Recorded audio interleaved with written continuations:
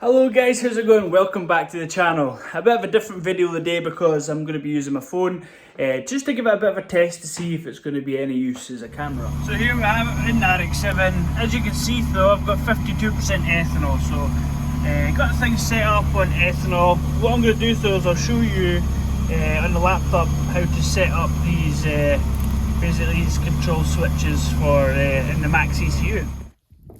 So there's a couple of things I need to do today to the car. As you can see, it's pretty much in one piece now, so she's looking good. I'm fairly happy with it. I put stock suspension on the back and it was just jacked up really high. Here's a picture of what that looked like.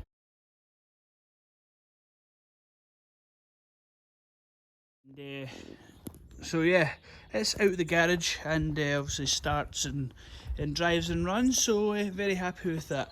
Today in this video what we're going to do is we're going to do some tracking, because you can even see steering wheel straight there and she's towed in big time. We don't want that. We need to sort out the toe on it, probably the back as well, do a bit of toe too. Camber wise I probably have it about 0, maybe even a bit positive to be honest. For camber gauge I'm just going to be using my phone just for a bit of quickness. I need to have a look at this as well, because this is my speed from the VR sensors come in and they come to this and it converts a VR signal to a digital, so I need to check that, because I think this one here, the pins are just a little bit too short, so it seems to be blipping in and out a little bit. So but yeah, she's looking good guys, I'm very happy. So I've set up my strings here, just a bar that goes across the back here. I don't know if you're going to be able to see this, but there's a fishing line here. And basically what you do is you measure, in fact you can look at all this stuff on YouTube, but as you can see from this one though, the distance here, about a finger, the distance here is a good piece more. So as you can maybe see there, it's towed in quite a bit at the back, so on that wheel. And then this one, just from visuals, this one here looks pretty straight. So yeah, that's what we're going to be working on today, because I want to kind of try and get it a little bit straighter. I'm not sure how it's towed in, because I've had the tracking done. Mind you, the last guy that done the tracking was was a bit yeah. So what I'll do is I'll get myself, I've got some calipers here, but I like to use a rule. Using the rulers just a little bit faster. Get a bit of paper, write down my specs. Squared up. Check how bad this is. So that's around about 10 mil. This is like 15, 16. Towed right in, like, but you can tell sits forward as well. Right, so I've got these measurements here. I've made some quick adjustments. You can probably already see it's a lot more straighter. And the back, I actually took some camber out, and the way these arms work in these RX7s is pretty complex. You move one, it moves a million other things. So before I touched the toe in this, I actually just brought the camber out, so it was a wee bit more closer to 0. Because it was negative 2.4, which is huge camber, not good for traction. So I've brought that out a bit, but when you bring the camber out, it comes in at the bottom, it also comes out as well, so it doesn't look too far away. I'm going to measure it all up anyway with my little ruler, but my pen ran out, so I've come to a crayon instead. These things last a bit longer than a pen. They didn't run out as easy.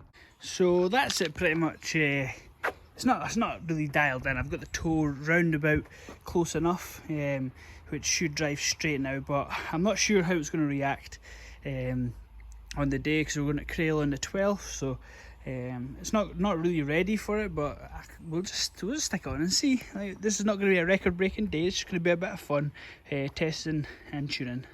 So what I want to show you here is how to set up multi-position switches.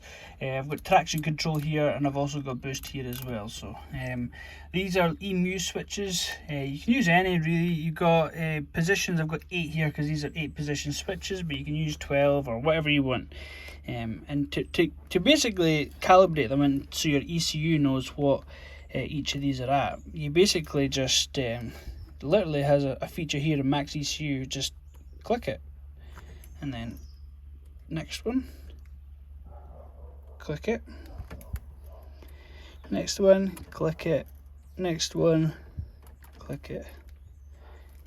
Next one, click it. Next one, click it. Next one, click it. Next one, click it. So my multi-position one now, if you watch this,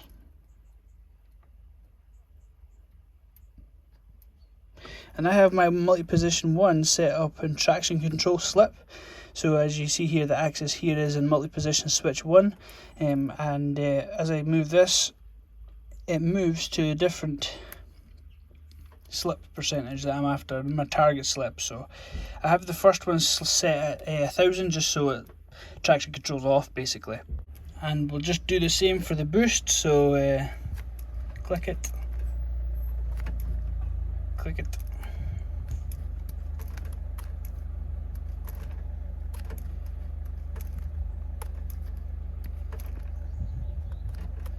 Here comes my postie. It's a legend. Done.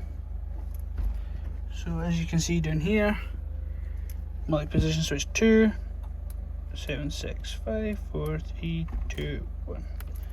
So if we go into my user output for closed loop boost control, I've set a table up here as well.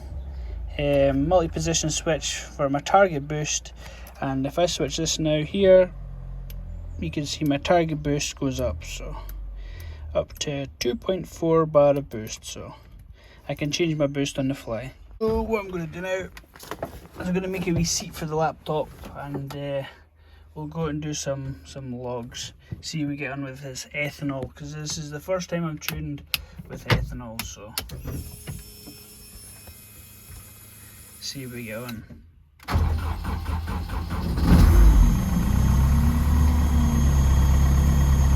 She started. It's always a good sign.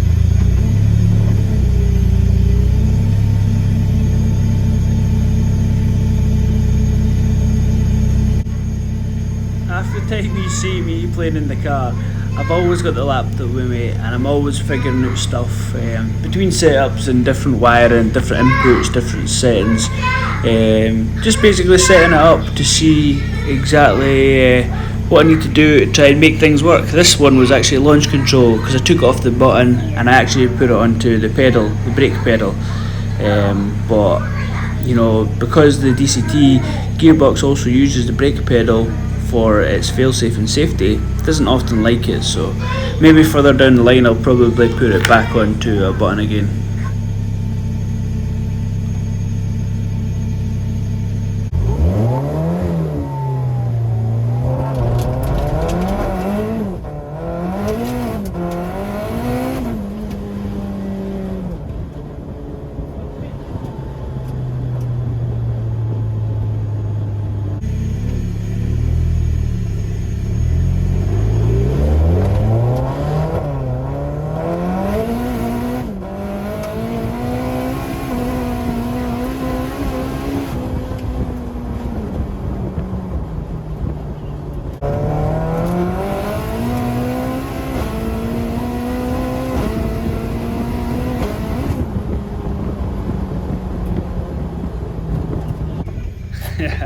First little pull, like we're on wastegate pressure again, I think it's like 0.7 bar or something like that, it's not a lot. But yeah, just this is basically stuff you don't see. I'm always testing. I think people underestimate the amount of time tuning this sort of setup would take. You know, I'm weeks and weeks into tuning, testing, dialing it in, and yeah, can get a bit frustrating when folk just like, you know, wouldn't expect you to give them your map when you've spent this much time figuring stuff out. But I tell you what, I know the software, the ECU in the car are like the back of my hand now, so it's so fast. If I see something's up, I can sort it pretty much straight away.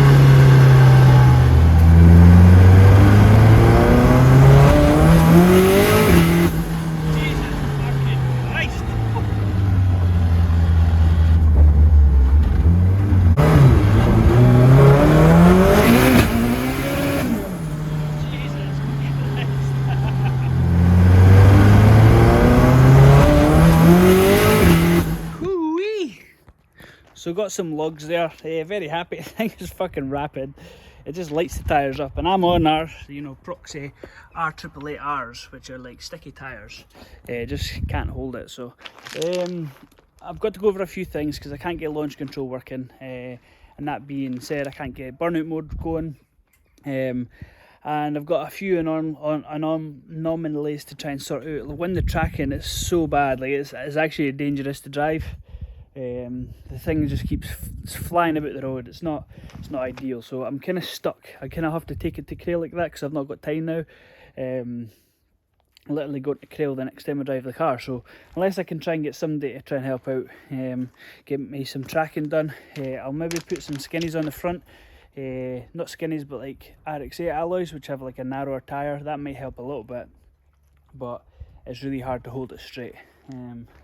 Yeah, thing's an absolute weapon. I'm going to go over some of the logs, look at the footage and stuff like that, but the thing is back alive. Anyway guys, that's going to do it for this video. Next video will probably be going to Crail with it, so hopefully I can beat my time of, I think it was a 12.7 or a 12.4 at Crail, which is a quite good time. A lot of people compare it to a prepped track, but this is like racing on grass. It's so bad, like so bad. So if I can get a 12 at Crail, I'll be like easily 10s on a prepped track, easily. So yeah, 10 seconds down Santa Pod someday would be a dream. It might come at some point, we'll see if it goes, but just now we're just going to set it up kind of locally so I don't have to travel all that way down and potentially break it. But yeah, I think I've got some rubbing of a drive shaft now, so hopefully I've not broken a diff mount or broken a gearbox mount. So right guys, well that's going to do it for this video. Like I say, you guys stay safe, take care, and we'll catch you in the next vid. Cheers.